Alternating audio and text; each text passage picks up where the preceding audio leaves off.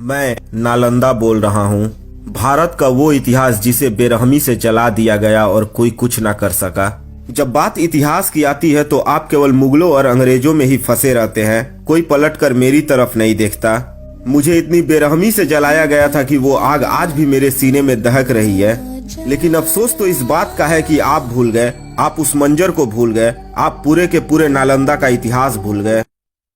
इतिहास के काल मुख में ज्ञान का धार नालंदा, बिहार के पवित्र जमीन पर एक उज्जवल इतिहास नालंदा, ज्ञान विज्ञान वनस्पति और धर्म का समूचा संसार नालंदा, लेकिन दुश्मनी की आड़ में जला हुआ राख नालंदा, खोए हुए इतिहास का बर्बाद किस्सा नालंदा। हाँ, मैं नालंदा बोल रहा हूँ। सवाल ये नहीं कि इतिहास के पन्ने टटोलते समय आपकी उंगलियां कांपती क्यों नहीं। सवाल ये भी नहीं कि गैरों का इतिहास लिखते लिखते अपनों की दास्तां कोई समझा क्यों नहीं, बल्कि सवाल यह है कि जिस विश्वविद्यालय ने हर भारतीय संस्कृति को अपने पुस्तकों में समेटे हुए काल के जाल में फंसकर अपना दम तोड़ दिया, उसकी चीख किसी ने सुना क्यों नहीं, वो मंजर किसी को दिखा क्यों नहीं। अंग्रेजों और वामपंथियों द्वारा लिखे इतिहास को अपना इतिहास मानने वाले तुम इतिहास के उस कालखंड को भूल गए जिस कालखंड में मैं खड़ा था। पूरे संसार को ज्ञान विज्ञान और धर्म का पाठ पढ़ाने वाला मैं नालंदा, आज तुम मेरे एक एक ईंट को मात्र 100 रुपए में बेचते हो, शर्म नहीं आती। खैर छोड़िए, आएगी भी कैसे। जिसे ये लगता है कि भारत का खोज तो वास्को डी गामा ने किया था, वो नालंदा को क्या याद रखेंगे। मुझे दुख इस बात का नहीं है कि खिलजी ने महज अपनी सनक के बल पर मुझे जलाकर खाक कर दिया। मुझे दुख इस बात का भी नहीं है कि खिलजी ने चारों ओर कत्लेआम मचा दिया था, बल्कि मुझे तो इस बात का दुख है कि जिस खिलजी ने बिहार की छाती पर चढ़कर मुझे रौंद डाला, उस बख्तियार खिलजी के नाम पर मेरे ही बिहार में स्टेशन बनाकर उसे कौन सा सम्मान दे रहे हो। उसकी मजार पर फूल चढ़ाकर सजदे कर कर उस खिलजी को अपनी नजरों में कहां बैठाए हो।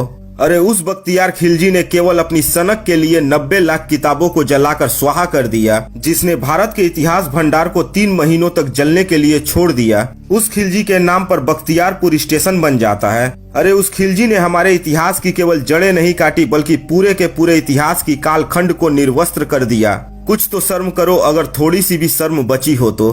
खैर आप समझेंगे नहीं क्योंकि आप वहाँ नहीं थे, लेकिन मैं तो वहीं था।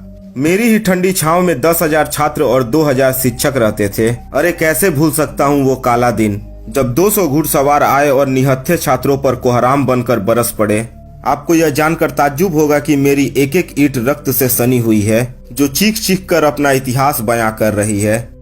आप मुझे केवल एक विश्वविद्यालय के नाम से ना आकिए, बल्कि आप मुझे इसलिए भी पहचानिए कि कितने ही ऐसे वेनसांग हुए जिन्होंने विदेशों में रहकर सालों साल केवल इसलिए अध्ययन करते रहे ताकि उन्हें बस नालंदा में दाखिला मिल जाए। मैंने हाल ही में सुना कि बहुत से स्टेशनों के नाम बदले गए।